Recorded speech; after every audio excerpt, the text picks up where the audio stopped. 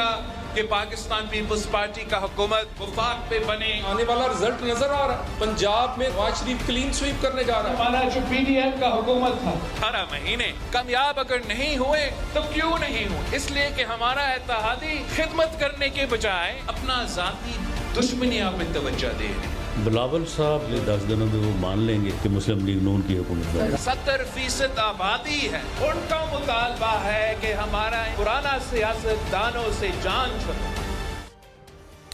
अस्सलाम वालेकुम नाज़रीन, आप देख रहे हैं power politics with Adil Abbasi. Cipher case में चेयरमैन PTI की तरफ से दायर जमानत की दरख्वास्त पर सुप्रीम कोर्ट ने फरीकैन को नोटिस जारी कर दिए हैं। गुज़िश्ता रोज हाई कोर्ट ने साइफर केस में अब तक का जेल ट्रायल कलअदम करार दिया था, जिस पर आज जस्टिस तारिक मसूद ने अहम रिमार्क्स देते हुए कहा कि साइफर ट्रायल कलअदम होने पर तो अब आपका नुकसान हुआ ही है, क्योंकि ट्रायल में अगर कोई कमी बेशी रह भी गई थी तो इसको दिफा के लिए आप बाद में इस्तेमाल कर सकते थे, लेकिन अब इस्तिगासा तमाम गलतियां दूर करके ट्रायल करेगा। सवाल यह है कि चेयरमैन PTI की कानूनी टीम ने इस पहलू को क्यों नज़रअंदाज किया।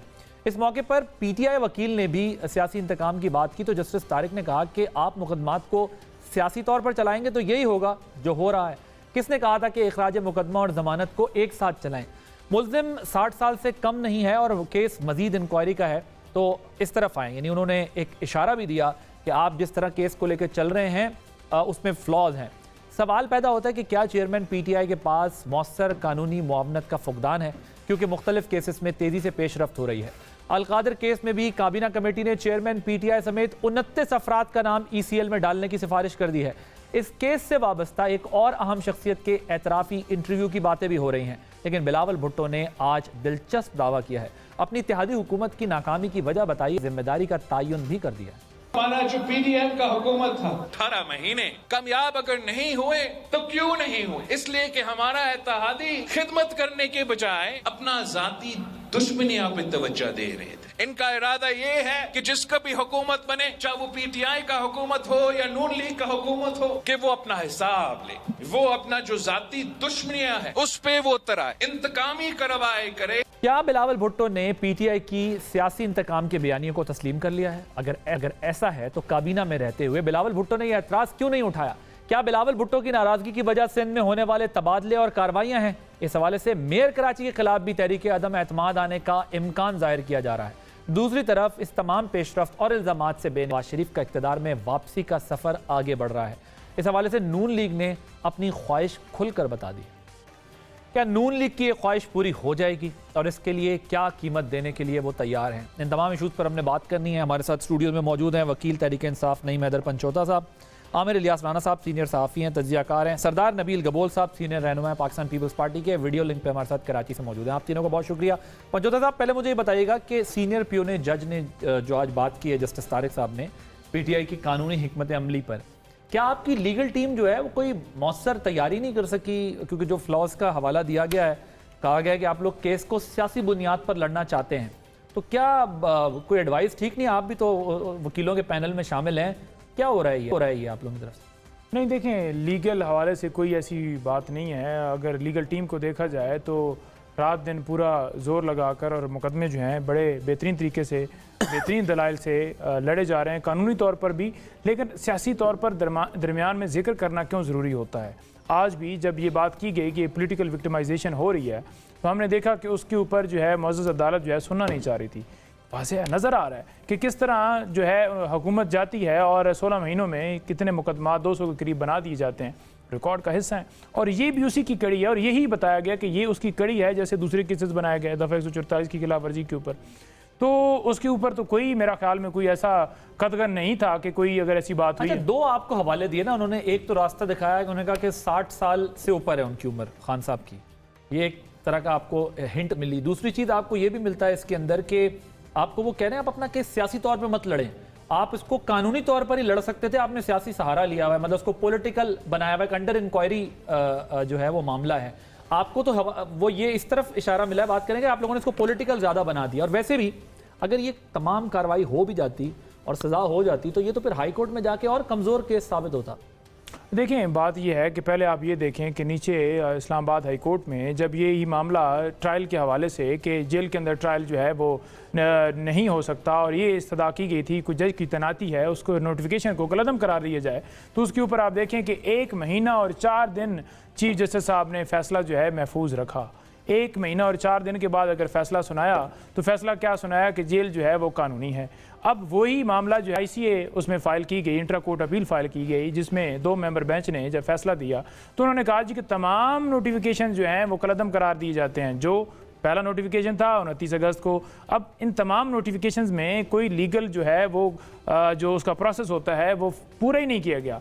किसी तरह से जेल के अंदर ट्रायल नहीं किया जा सकता। हम जेल ट्रायल पे तो उन्होंने कोई ऑब्जेक्शन जो है वो नहीं किया इसके अंदर। देखें, उन्होंने कहा है कि जहाँ पर ये बात बड़ी वाज़ेह तौर पर आपको होनी चाहिए बता कि अटॉर्नी जनरल साहब ने कोर्ट के अंदर ये बयान दिया है कि जो ट्रायल है वो ओपन हो रहा है। उन्होंने गलत बयानी किया है। ट्रायल ओपन वो होता है जहाँ पर मीडिया की एक्सेस हो, लॉयर्स की एक्सेस हो, जहाँ पर साफ़ियों की एक्सेस हो, जहाँ पर जो है वो आपके आम पब्लिक की एक्सेस हो, उनके घर वालों की एक्सेस हो, लेकिन ऐसा कोई हमने नहीं देखा। और ऐसा कह देना कि ओपन ट्रायल हो रहा है ज़बानी तौर पर, तो वो वाज़ेह तौर पर उसके अंदर भी ऑर्डर के अंदर भी लिखा कि इसे ओपन ट्रायल नहीं कहा। खान साहब is not satisfied with this practice what you guys have done कि ये जो प्रोसीजरल खामियां हैं इस बेस पे जो कलअदम करार देने की बात की, खान साहब इस पर नाराज़ हैं?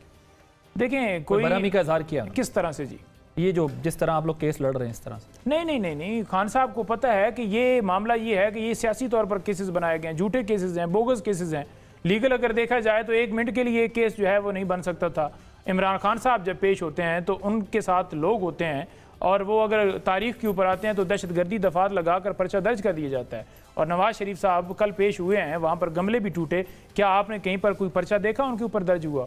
तो इस तरह के अगर केसेस होंगे तो उसके अंदर इन्हीं खामियों को अगर आप फैसले के बाद हाई कोर्ट के अंदर ले जाते और ये इश्यूज बताते तो पूरी सज़ा उड़ सकती थी। गुजारिश ये है कि इन कैमरा प्रोसीडिंग क्यों की जा रही है? ट्रायल जो है आपका फोकस प्राइमरली अभी भी यही है कि इन कैमरा नहीं होनी चाहिए, ओपन होना चाहिए। जो बहाना बनाया जाता है सिक्योरिटी का, इमरान खान के ऊपर हमला हुआ था वजीराबाद में और उनको कोई सरकार की तरफ से सिक्योरिटी नहीं दी गई थी और इमरान खान साहब की तरफ से हमने दरख्वास्त दी थी इस्लामाबाद हाई कोर्ट में, तब भी खान साहब को सिक्योरिटी नहीं दी गई और खान साहब बगैर अपनी सिक्योरिटी में वो मुख्तलिफ अदालतों के अंदर पेश होते रहे। उस वक्त क्यों नहीं सरकार ने ज़रूरी समझा कि इनको सिक्योरिटी दी जाए? ये कहते हैं ना कि खान साहब खुद कहते थे कि हमें खतरा है, तो क्या आपने सिक्योरिटी दे दी थी जो खान साहब कहते थे? जब दी नहीं, अब बहाना बनाया जाता है। आमिर इलियास राना साहब, ये बताइएगा कि इत्तलात ये हैं कि जो जेल ट्रायल वाला मामला है उस पर इसको कलअदम करार देने पर कुछ बरहमी का इज़हार किया है खान साहब ने, आपके पास क्या खबर है इससे मुताल्लिक़? उन्होंने बरहमी का इज़हार किया है तो ये सामने बैठे हुए हैं, ये जवाब दें। मैं तो वो बात करूंगा कोई खबर है अंदर की कुछ देखे ना, मुतमईन है, गैर मुतमईन है? जो आज सुप्रीम कोर्ट ने ऑब्जर्वेशन दी ज़मानत केस में, उन्होंने कहा कि आपने एक तो क्वैशमेंट की दरख्वास्त क्यों दी, मतलब आपने उसके ऊपर मेरिट का फैसला करा लिया जो ख़त्म ही कराने के लिए की। फिर दूसरे उन्होंने, मेरा ख्याल है सरदार तारिक साहब ने किया ये कि आप लोगों ने जो बात अपील में करनी थी आप वो अदालतों से दुरुस्त करा रहे हैं। यानी ये जो 1.5 महीने का सफ़र पीछे जा रहे हैं ये शायद अगले 15 दिन में मुकम्मल हो जाएगा, जब जो हाई कोर्ट ने एक पैरामीटर दे दिया कि ये चीज़ें ठीक कर लें तो आप इन कैमरा ट्रायल भी करें, प्रोसीजरल इश्यूज आप इन कैमरा ट्रायल भी कर सकते हैं, जेल भी कर सकते हैं, जेल ट्रायल भी, कोई मना नहीं किया, लेकिन उन्होंने कुछ शराइत हदूदों को यूद लगा दी हैं। तो ये चीज़ें ख्वाजा हारिस जब नवाज शरीफ का एवन फील्ड केस लड़ते थे, नोटिफिकेशन पहले आ गया, कैबिनेट ने बाद वो ये करते थे कि जी ये हमारे पॉइंट्स नोट कर लें, ये हमारे पॉइंट नोट कर लें। वो खान साहब के केस में दूसरे तोशाखाने में भी यही करते थे कि ये हमारे, उस पर बहस नहीं करते। वकील मतलब अपना अपना हर एक का है, इनका अपना है, इनकी टीम का अपना है। तो उसका फ़ायदा एवन फील्ड की अपील में मरीम नवाज़ को हो चुका कि जो प्रोसीजरल गैप्स थे, जिन चीज़ों को उस वक्त अदालत सुनने के लिए तैयार नहीं थी, जो ये 1 महीना 4 दिन को स्टे है, आपको नहीं पता ऑरेंज ट्रेन पर पौना साल ये ले के स्टे दे के बैठे रहे और फिर 1.25 साल फैसला ही नहीं दिया, मतलब फ़ैसला महफूज कर लिया। सुप्रीम कोर्ट में हुआ, ये तो हाई कोर्ट है, 1 महीना 4 दिन में ये तंग आ गए। वहाँ पे जब पॉलिटिकली गेम हो रही थी उस वक्त, वो जो पंचायती और तशरीही सुप्रीम कोर्ट चल रही थी जिसमें खेला जाता था, खिलाया जाता था, ये काम यहाँ पे कोई पहली दफ़ा हो रहे हैं। ये उस वक्त क्यों नहीं बोले सारे लोग? ये तो बहुत दफ़ा हुआ और सुप्रीम कोर्ट में हुआ। तो वैसे आपके पास खबर क्या है, वो कुछ है अंदर की? देखिए मैं आपको बताऊँ, जहाँ पे वकला की कोई एक नज़्म ज़ब्त ना हो, वहाँ कई टीमें हैं। जैसे मैं कहता होता हूँ कि जैसे खान साहब की तरफ से भी आया, इनकी तरफ से, मैं कि आप कह रहे हैं एक नईम हैदर पंजोथा साहब की लिस्ट चलेगी इलेक्शन में कि ये मेरे कैंडिडेट हैं, ये लड़ेंगे। एक लड़ेगी गुलजार साहब की टीम, एक वो जो शेर अफजल मरवत साहब हैं वो लाएंगे कि ये हमारे कैंडिडेट हैं, ये जब बल्ला नहीं होगा, ठीक है। तो ये तो हम वैसे सुनते थे कि वकला की होती है, पीपल्स लॉयर्स होती है, नहीं वो हर एक की अपनी अपनी लीगल फर्म होती है, पीएमएलएन लॉयर्स होती है। ये क्या कह रहे हैं, एक पार्टी के अंदर भी 3-3 4-4 मेरा ख्याल है आपको नजर आएगी, यही वजह है तकसीम होने की भी। कल तो इंट्रा पार्टी इलेक्शन पे भी कल फैसला आ रहा है, फैसला महफूज हो गया, तो वो तो फिर वो भी मसला सामने होगा पीटीआई के लिए। खान साहब के लिए लीगल इश्यूज ये हैं कि उन्होंने कोई अपनी, जो मैं बार बार कहता हूँ कि अपनी कोई पॉलिटिकल लीगल कोई एक टीम रखी नहीं है। वो जो जहाँ मतलब आज वो सीनियर नायब सदर हो गए हैं ना शेर अफजल मरवत साहब, उन्होंने वो खान साहब को हमेशा से वो लोग अच्छे लगते हैं जो एग्रेसिव होते हैं। आपको पता है ना, कैबिनेट में भी इसी तरह मुराद सईद को फुल वजीर बना दिया गया था, हमाद अदर को फुल वजीर बना दिया गया था। तो ये काम अब यहाँ पे भी हो रहा है। ओके, नबील कबोल साहब जरा ये बताइएगा, ये जो बिलावल साहब के बयानात हैं उसका बराह रास्त निशाना अब सिर्फ मियाँ साहब हैं और पीएमएलएन है और कोई दूसरा बंदा नहीं है। एकदम जो है वो पीटीआई के लिए हम देख रहे हैं कुछ हमदर्दियाँ बढ़ती जा रही हैं और नून लीग की मुखालफत बढ़ती जा रही है, इसकी क्या वजह है? देखिए आदिल, अभी तो नज़र यही आ रहा है ग्राउंड में जो खिलाड़ी होते हैं ज़ाहिर मुकाबला उनके दरमियान होता है। इस वक्त ग्राउंड में मुस्लिम लीग नून और पाकिस्तान पीपल्स पार्टी के हैं, बल्कि मैं ग्राउंड भी नहीं कहूँगा, रिंग में। और इस वक्त रिंग में जब दो खिलाड़ी आमने सामने होते हैं तो मुकाबला उन्हीं के दरमियान होता है। पीटीआई तो इस वक्त आपने जैसे ख़ुद कहा कि इंट्रा पार्टी इलेक्शंस है, बहुत सारे वजूहत है जिससे ज़ाहिर ये हो रहा है कि वो डिस्क्वालिफिकेशन एक्ट में आ जाएंगे या हो सकता है कि बल्ले का निशान जो है वो बैलेट पेपर पे ना हो। हमें ये चीज़ें नज़र आ रही, लेकिन साथ साथ हमें ये भी नज़र आ रहा है कि पीएमएल नून जो है उनको खौफ जो है वो सिर्फ पाकिस्तान पीपल्स पार्टी से है।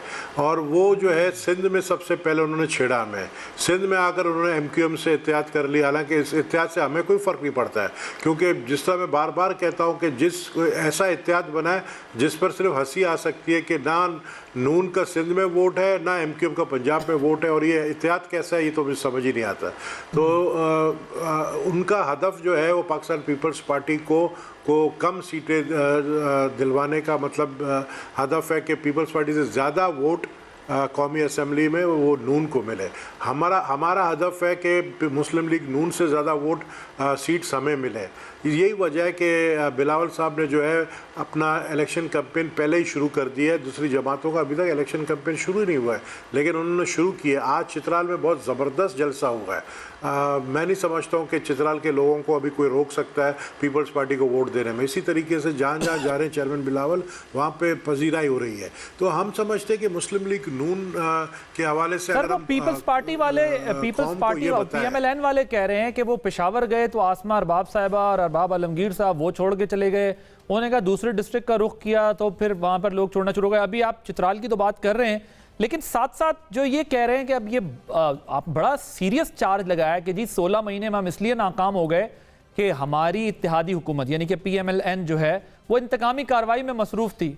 सर, ये बात उनको उस वक्त याद नहीं है जब वो वजारत खारजा के तौर पर पूरी दुनिया के दौरे कर रहे थे? मैं आपको बताऊं, जब चेयरमैन बिलावल फॉरेन मिनिस्टर थे तो उस वक्त भी चेयरमैन बिलावल साहब बहुत सारी चीज़ों में जो है प्राइम मिनिस्टर के साथ मुलाकात में उन्होंने इख्तलाफात किए, इख्तलाफात हुए हैं। बहुत सारी काबीना की मीटिंग में वो इसलिए भी नहीं जाते थे, जब ये इश्यूज़ डिस्कस होते थे उस काबीना की मीटिंग में ख़ुद नहीं जाते थे। और इख्तलाफात जो है वो काफ़ी चीज़ों के ऊपर जो है डिफरेंसेस पैदा हुए थे between the prime minister and the foreign minister. तो ये शायद बाहर मीडिया तक बातें नहीं पहुँची है, लेकिन ये अब मैं बता रहा हूँ कि मियाँ नवाज शरीफ साहब के जो इक़दामात थे, ख़ासकर हमें जो फ़िक्र था आवाम का, जी महंगाई जो हो रही थी, लोड शेडिंग का जो मसला था, गैस का मसला, उस पर तवज्जो इन्होंने नहीं दिया मुस्लिम लीग नून की गवर्नमेंट ने। लेकिन साथ साथ जो है वो अपने सियासी हरीफों को जेल में डालना या केसेस में उनको इन्वॉल्व करने में उसमें लगे रहे, अपना बदला निकालने में रहे। जिन लोगों ने उनको जेल में डाला है वो उनको दोबारा जेल में डालने के उस चीज़ में लगे हुए थे। आप ये कहना चाह रहे हैं कि चेयरमैन पीटीआई के खिलाफ गलत केसेस बनाने में मसरूफ थी आपकी हुकूमत 16 माह वाली? नहीं, मैं बिल्कुल ये नहीं कह रहा हूँ। चेयरमैन पीटीआई के अंदर ऊपर जो केसेस बने हैं वो 9 मई के हवाले से उनको बिल्कुल कंडेम हमने किया है और हम सपोर्ट करते हैं हमारे इस्टेब्लिशमेंट को, हमारे इदारों को, क्योंकि देखें जो हमला 9 मई को हमारे इंस्टीट्यूशन पर हुए उसको कोई सपोर्ट नहीं करेगा। तो इंतकामी कार्रवाई किस केस में हुई है फिर? आइंदा भी करेंगे। इंतकामी कार्रवाई कैसे हुई है? इंतकामी कार्रवाई मैंने सिर्फ पीटीआई का नाम नहीं लिया या मैंने चेयरमैन पीटीआई का नाम नहीं लिया, मैंने ओवरऑल जो उसमें एस्टेब्लिशमेंट भी आता है, उसमें ट्रांसफर्स एंड पोस्टिंग्स भी आता है कि अपने मनपसंद लोगों को जो है सेक्रेटरीज बना दिया गया, अपने मनपसंद लोगों को आईजी बना दिया गया, अपने मनपसंद को डीआईजी बना दिया, इवन सिंध के अंदर आईजी भी अपनी मर्जी के लेकर आए। तो ये सारी चीज़ें जब हम कहते थे कि ये फ्लड फंड के पैसे आप रिलीज करें, तो आपकी मर्जी का लाया ना, कहने पे फ्लड फंड को रिलीज नहीं है। चीफ मिनिस्टर तो आपकी मर्जी का तो हमने अपनी चीफ मिनिस्टर तो देखे ना, आप जिसके हवाले से बात कर रहे हैं वो सूबा जो है पंजाब पे, और आज भी वही चीफ मिनिस्टर बैठा हुआ है। नहीं, मैं सिंध की भी बात कर रहा हूँ। सिंध में भी तो आपकी चली है ना चीफ मिनिस्टर लाने में हुजूर। नहीं, चीफ हमारी इसलिए चलिए कि हमारा वोट है वहाँ पे, हम जिसको चाहे बनाए। Thank you. हमने अगर मुराद अली शाह को बनाया तो हमारे वोट है वहाँ पे। अच्छा, मुझे ये बताएं। नहीं, मैं मुराद अली शाह साहब की बात नहीं कर रहा, मैं जस्टिस रिटायर्ड बाकर साहब की बात कर रहा हूँ। उसमें भी आप लोगों की मर्जी मंशा शामिल थी हमारी मालूमात। नहीं, बिल्कुल ऐसी बात नहीं है। केयर टेकर जो गवर्नमेंट है वो टोटली ऑपोजिशन है, और जो जाहिर है आपको पता है कि लेकिन मैं जो नहीं नबील साहब, मेरी मालूमात है आपके पास नहीं होगी, लेकिन हमारी मालूमात है और सीएम लगाने में आपकी मर्जी चली है। ये आईजी वाली बात आपकी ठीक है, लेकिन चीफ मिनिस्टर वाली बात आपकी चली है। ये अभी आमिर साहब से भी जरा से बात करेंगे। अब मुझे ये बताएं कि क्या आप लोग, ये जो भी इस वक्त पीपल्स पार्टी बात कर रही है कि हम इंतकामी कार्रवाई में हमारे यानी पीएमएलएन मसरूफ रही, तो जो केसेस उस वक्त बने उस पर ज़ाहिर ये इत्तेहादी थे, तो आप इन्हें बरियुज़ ज़िम्मा समझते हैं? वाकई जो वो कह रहे हैं कि वो प्राइम मिनिस्टर को आहिस्ता से कान में कहते थे कि भाई ये चीज़ें गलत हो रही हैं, तन्हाई में कहते थे, तो आप समझते हैं कि पीपल्स पार्टी इसकी जिम्मेदार नहीं?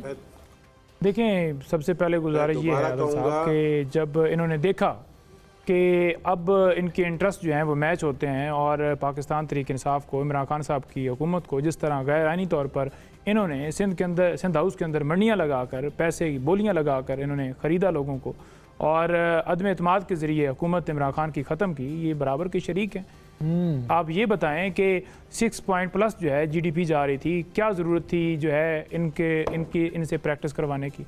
16 महीनों में इन्होंने जो मुल्क का हाल कर दिया है, आप ये देख लें कि लाखों पीपी तो खुद भी कहती है बात कि हमने पीएमएलएन को समझाया, वो तो असेंबलियों से इस्तीफे देना चाहते थे, हमने उन्हें समझाया कि वोट ऑफ नो कॉन्फिडेंस यानी वोट आउट किया जाए इन्हें बजाय इसके, तो आप कह रहे हैं कि नहीं पीपल्स पार्टी बराबर की जिम्मेदार है। लेकिन साथ इन्होंने मिलकर जो है हुकूमत की है और बिल्कुल उसका बराबर के ये शरीक हैं। तमाम मामलात में किसी जगह के ऊपर इनका कोई बयान आया है कि ये काम ना किया जाए? ओपनली क्या इन्होंने बयान दिया है? अब क्योंकि इलेक्शन की दौड़ जो है वो शेरवानी का मसला बन गया है, तो इसलिए फिर ये जो है उनके ऊपर एतराज़ कर रहे हैं कि जनाब नहीं, इनका ये सारा जो बर्डन है इनके ऊपर डाला जाए ताकि लोग जो हमें वोट दें। बात यह है कि लोग इनसे उकता चुके हैं। ये जितनी पार्टियां हैं, जितनी दफ़ा इन्होंने, अब लोग नहीं ट्रायल चाहते कि माफ़ी दे दें इस मुल्क को, इस मुल्क का जो आपने कोई चांस नहीं है आप लोगों का पीपल्स पार्टी का आपका साथ बैठने का? अगर कोई किसी किस्म का, मतलब मैं सियासी इंतखाबी इत्तेहाद की बात नहीं कर रहा, सियासी इत्तेहाद बनता है किसी महाज के खिलाफ, किसी हुकूमत के खिलाफ, आप लोग कोई साथ बैठने को तैयार नहीं? देखें, वो तो खान साहब उसके ऊपर फैसला करेंगे। मेरे नोटिस में जो अब तक की बात है, कोई ऐसी स्टेटमेंट खान साहब की तरफ से नबील साहब वो कह रहे हैं आप बराबर के जिम्मेदार हैं जी, आपने तो पल के वोट ऑफ नो कॉन्फिडेंस का क्रेडिट आप लेते हैं, सारा सहरा आप लेते हैं भी, और अभी भी जो जिम्मेदार बना रहे हैं कि अव्वल तो के हवाले से इमरान खान जो है जिम्मेदार हैं। और वो इनसे पहले भी मैं एक प्रोग्राम के अंदर था और वो ऐसे ही कह रहे थे कि दहशत। जी नबील भाई।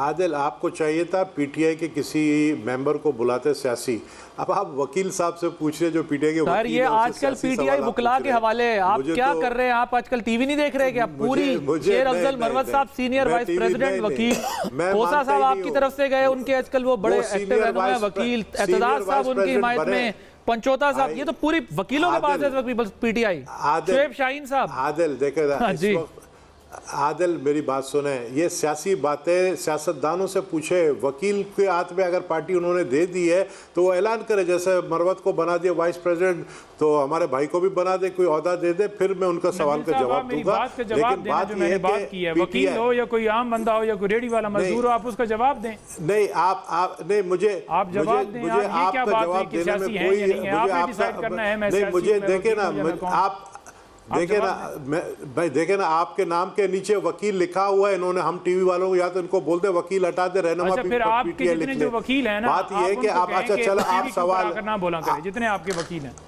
चले आपको फिर भी आपका फिर भी सवाल का जवाब देने के लिए मैं तैयार हूँ।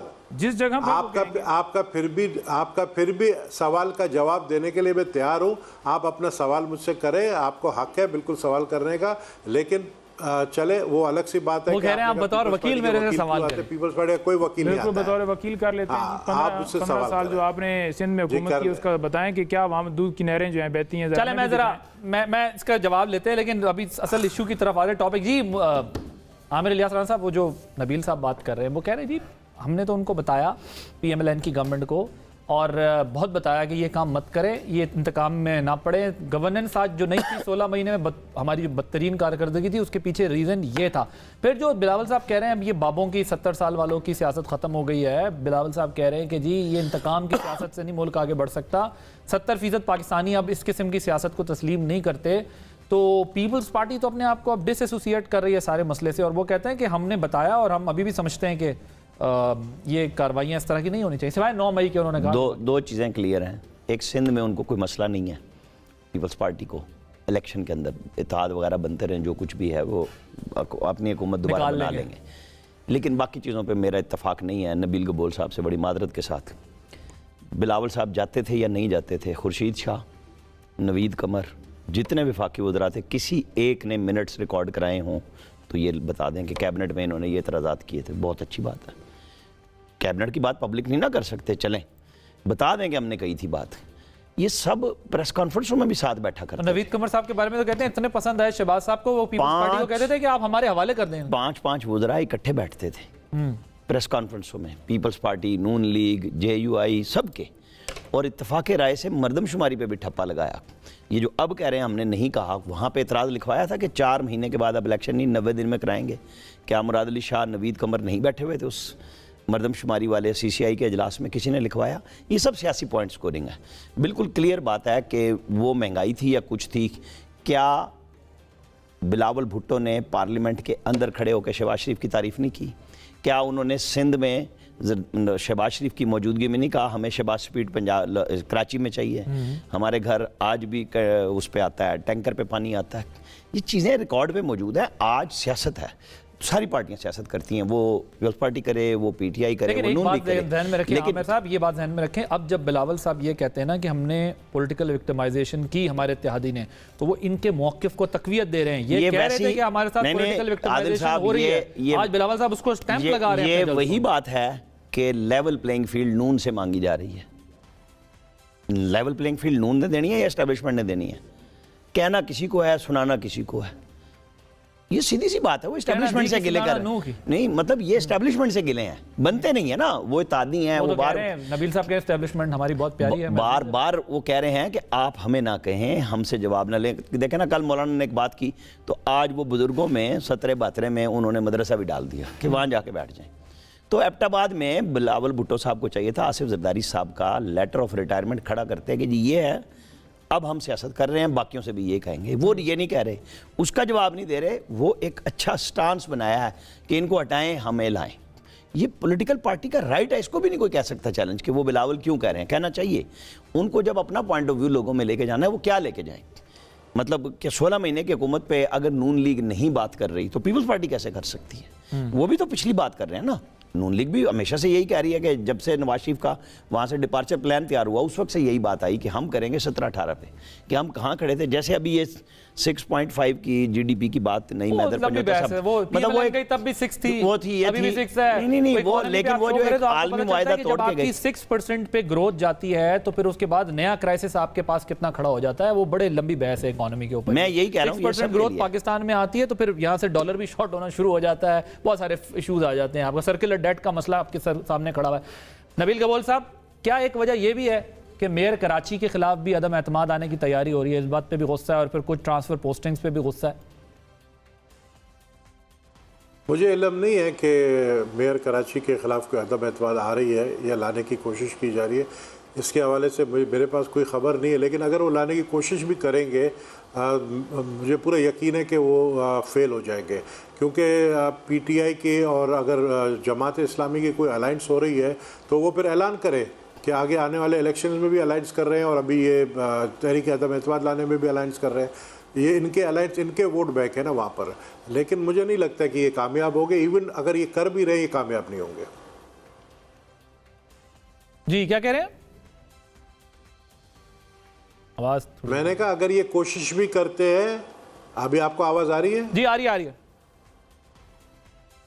मैंने कहा अव्वल तो ये कोशिश कर भी अगर रहे हैं तो ये कोशिश इनकी नाकाम होगी, और मेरे इल्म में नहीं है कि ऐसी कोशिश, ये सिर्फ उड़ती उड़ती खबरें हैं सोशल मीडिया पे चल रही है कि ये मेयर कराची को हटाने के लिए वोट ऑफ नो कॉन्फिडेंस लाने की इन्होंने तैयारी कर ली है। अगर कर रही है तो बिस्मिल्लाह आए, वोट ऑफ नो कॉन्फिडेंस लेकर आए। ये फेल हो जाएंगे क्योंकि हमारी वहाँ पर मेजॉरिटी है और वो सब ने देखा कि हमारी मेजॉरिटी है, तो ये अगर लाते भी ये फेल हो जाएंगे। You wanted to add a point? नहीं, अच्छा, पीटीआई की डिफेक्शन वाले मामले पे खड़े हुए हैं। उस दिन सबने वैसे ये देखा था कि लोग पहुंच नहीं सके वहां पे, वरना तो आपके लिए बनाना मुश्किल हो जाता। फिर तो पीटीआई और जमात इस्लामी का इत्तेहाद जो है वो बनाता।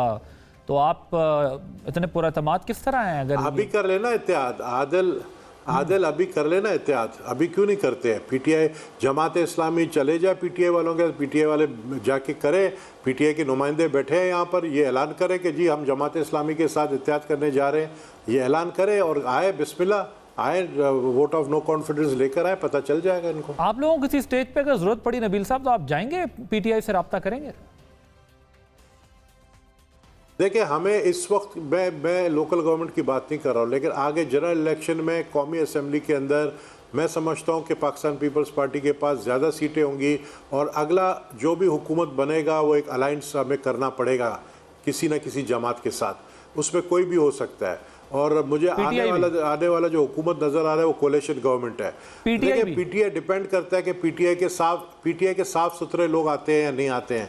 हमें सिर्फ इतराज़ है उनके ऊपर जो 9 मई के अंदर मुलवस थे, जिनके ऊपर ये एलिगेशंस लगी हैं, जो एंटी स्टेट एक्टिविटीज़ में इन्वॉल्व थे, हमें उनके ऊपर इतराज़ है। बाकी जो साफ़ सुथरे लोग हैं वो आएंगे सामने, वो अगर इलेक्ट होते हैं एज एमएनए बनते हैं तो अलायंस तो वो किसी जमात के साथ भी हम कर सकते हैं। पीटीआई 10th मई के साथ आप खड़े हो सकते हैं, बस 9th मई के नहीं, पीटीआई 10th मई वाली जो है उसके साथ आप मैं भी यही कहने लगा था कि आईपीपी वाले जो ज्वाइन कर चुके हैं उनके साथ ये खड़े हो सकते हैं, वो बिल्कुल साफ हो गए। पीटीआई 10 मई वाली के साथ आप खड़े हो जाएंगे? आप ही देखिए मैंने कहा ना कि अगर वो साफ और शफाफ इलेक्शन होते हैं और अगर उसमें वो कामयाब होकर आते हैं, और अगर वो कामयाब होकर आते हैं, वो एमएनए बन के आते हैं, कौमी असम्बली में उनकी सीट है, तो व्हाई नॉट। यानी हम कोलिशन गवर्नमेंट की तरफ जा रहे हैं, और कोलिशन गवर्नमेंट में सारी जमातें इकट्ठे भी अगर होंगी तो ये मुल्क के लिए बेहतर होगा। अगर हम एक दूसरे की टांगें खींचे और एक दूसरे के खिलाफ केसेस बनाएं और एक दूसरे से दुश्मनियां निकालें, तो बेहतर ये है कि जो साफ और शफाफ लोग हैं वही इलेक्ट होकर आएंगे ना। जो 9 मई में इन्वॉल्व है वो तो इलेक्ट नहीं होगा, तो इलेक्शन से जो है ज़ाहिर उनको। अच्छा सर, मैं मुझे एक वैसे ब्रेक लेनी है, लेकिन राणा सनाउल्लाह साहब कह रहे हैं कि पहले राणा साहब कह रहे पहले ये कहते थे कि पीपल्स पार्टी जो है वो हुकूमत बनाएगी। इस खाम ख्याली में थी पीपल्स पार्टी की हम होंगे, लीड करेंगे, पीछे इत्तेहाद बनेगा। उन्होंने कहा आहिस्ता आहिस्ता उन्होंने जो है वो ये कहना शुरू कर दिया कि हम इत्तेहादी हुकूमत बनाएंगे। अब वो कह रहे हैं कि एक वक्त आएगा ये तस्लीम कर लेंगे कि पीएमएलएन ही हुकूमत बनाएगी। सो ये राणा साहब बात कर रहे हैं। ब्रेक के बाद इस पर मजीद बात होगी और कुछ और अहम इशूज़ पर भी बात होगी। बुखारी साहब ने जो इंटरव्यू दिया, उन्होंने कहा कि जनरल फैज़ जो है वो हमें मिसगाइड करते रहे अपने फ़ायदे के लिए, और कुछ अहम इशूज़ पर बात करेंगे आफ्टर दिस ब्रेक।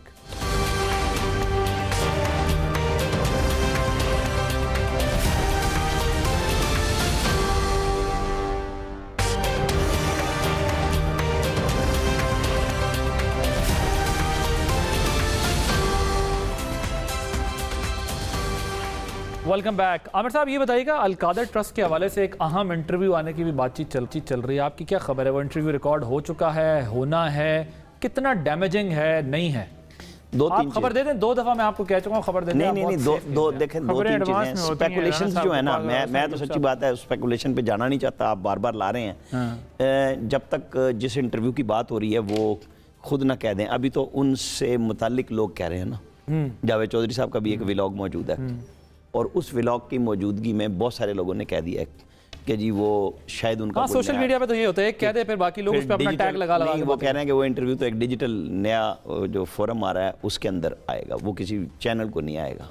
अच्छा, तो वो तो ये भी बातें हो रही हैं। उसके अंदर आज एक पेशरफ्त सुप्रीम कोर्ट के अंदर भी हुई है कि वहाँ पे कोई एनसीए का जवाब जमा कराया अलशर्क बैंक लंदन का कि जी ये तो हमारा उनसे मुआहदा हो गया था और एक खातून के नाम से वो पैसे जमा हुए हुए हैं 190 मिलियन पाउंड।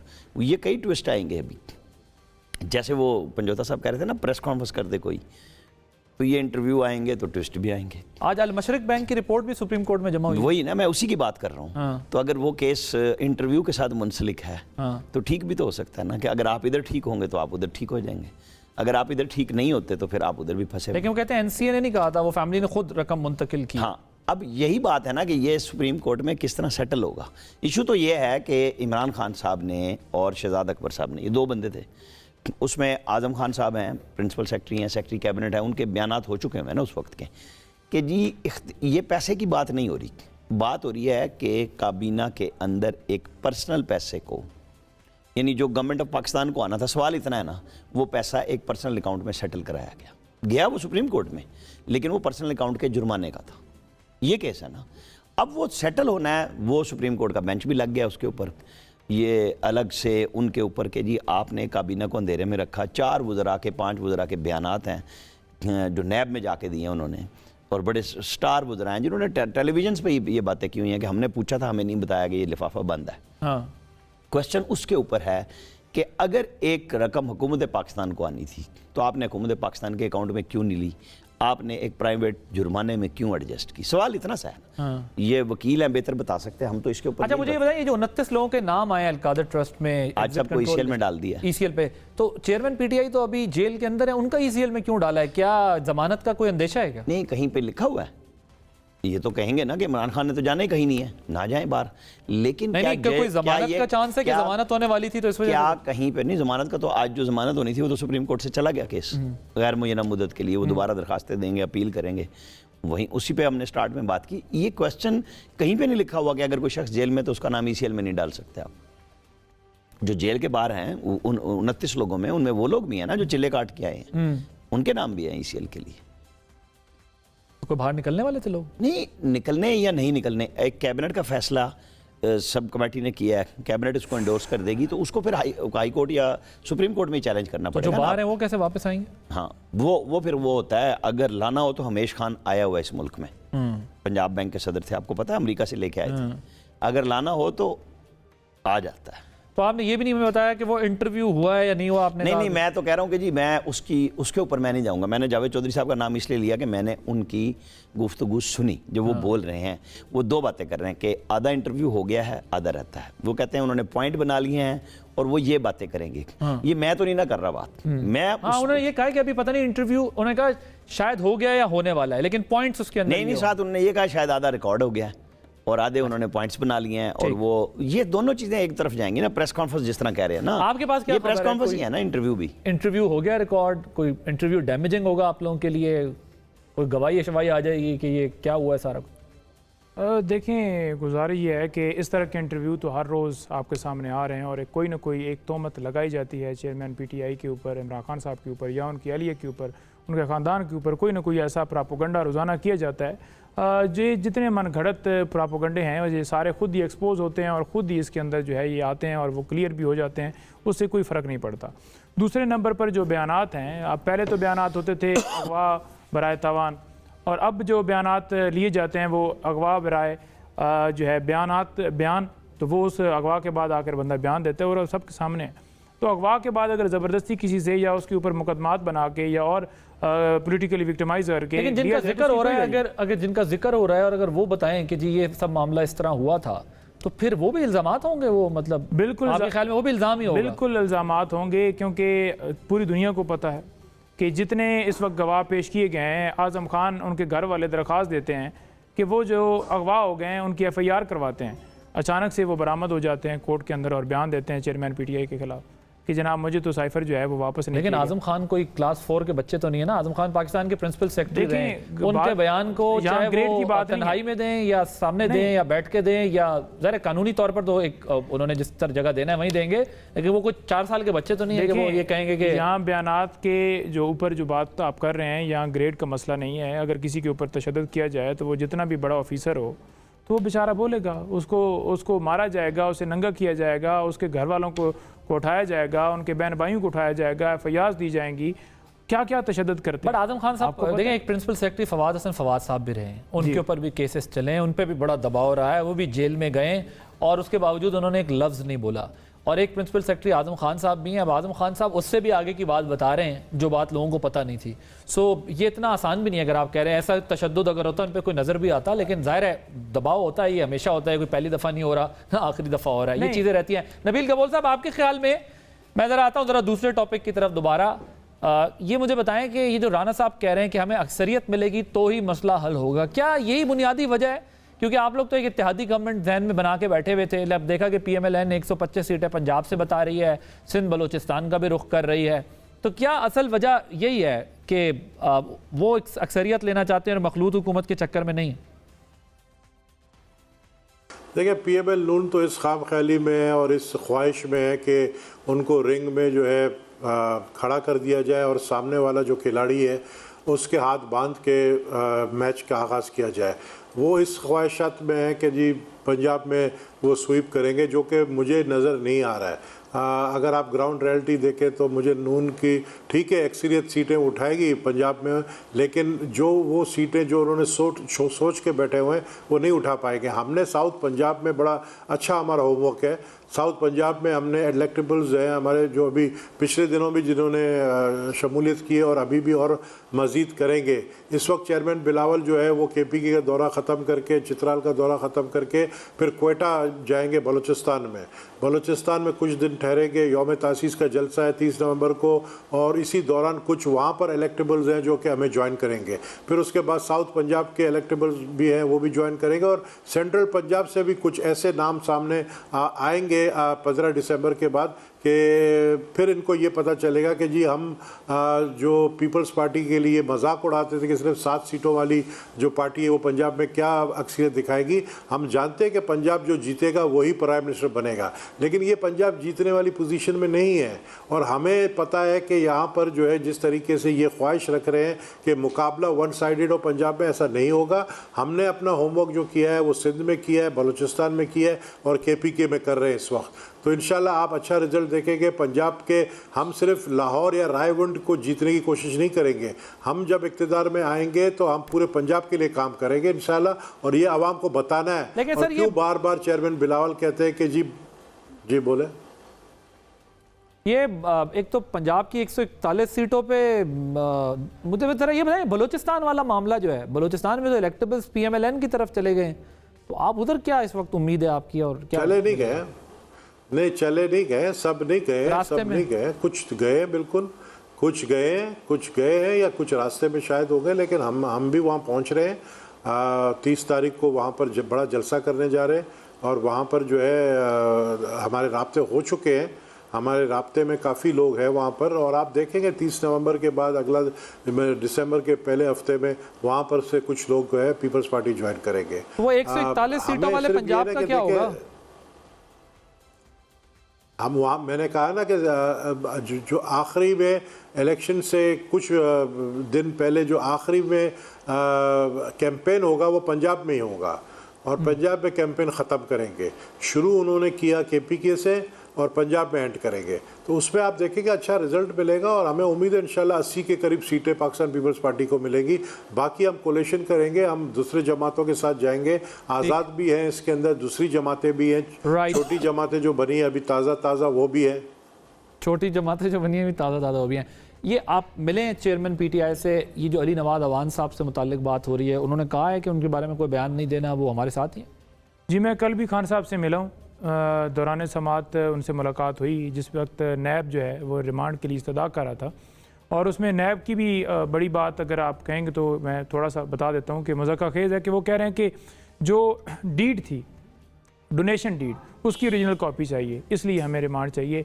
पहले 9 मई को 7 दिन के लिए रिमांड लिया गया, फिर उसके बाद जब इमरान खान साहब को साइफर केस के अंदर वो गिरफ्तार थे, जेल के अंदर मौजूद थे, तो तब नैब ने गैर कानूनी गिरफ्तारी जो है वो डाली और उसके अंदर भी जो है वो पहले 3 दिन के लिए तफ्तीश की इजाज़त दी गई, फिर 4 दिन का जो है वो इजाज़त दी गई और फिर उसके बाद 2 दिन की मज़ीद मांगते हैं। इससे पहले खान साहब तमाम सवालात के तमाम दस्तावेज़ात दे चुके हैं, उसके बावजूद वो फिर कहते हैं जी नहीं हमें इनका रिमांड चाहिए। तो ये बातें सारी रिकॉर्ड के ऊपर लाना भी ज़रूरी हैं कि किस तरह से वही नैब जो है जाकर बयान देती है कि नवाज़ शरीफ साहब को ज़मानत दे दी जाए, हमें कोई इतराज़ नहीं है। राना साहब ने जो सवाल किया है उसका भी मैं जवाब देना चाहूँगा। अली नवाज़ जवान के हवाले से मेरे सामने कोई ऐसी बात नहीं है, क्योंकि शेर अब्दुल मरवत साहब की पहले मीटिंग हो चुकी थी, तो डेफिनेटली उन्होंने बयान दिया। तो खान साहब ने कहा आपने पूछा नहीं उनसे कि अली नवाज़ अमान के बारे में देखिए क्या राय है? इस तरह की चीज़ें जो है ना बार बार वो क्योंकि केसेस होते हैं, बाकी चीज़ें होती हैं, तो वो इतना टाइम भी नहीं होता, मुलाकात के लिए भी इतना टाइम नहीं होता, तो वो चीज़ें मिस भी हो जाती हैं। और ज़रूरी नहीं है कि एक ही सवाल बंदा बार बार जाकर वही बंदा सवाल रिपीट करे, जब उन्होंने कहा होगा तो उन्होंने तभी कहा। अच्छा सही है। राना साहब ने एक जो है बात की कि जो वो डॉक्यूमेंट था वो सीक्रेट तरीके से लाया गया। ये बेसिकली जो एग्रीमेंट हुआ था उसके अंदर ये तय हुआ था कि अगर जो है इस को सीक्रेट रखा जाएगा, कोई भी वहाँ पर जो एग्रीमेंट होता है जो कोर्ट ऑफ लॉ के अंदर होता है वो क्रिमिनल नेचर का होता है, तो उसे जो है अगर कोर्ट ऑफ लॉ के अंदर से वो फैसला आता है तो उसे ओपन जो है वो ओपन होता है, उसके अंदर कोई सीक्रेट नहीं रखा जा सकता।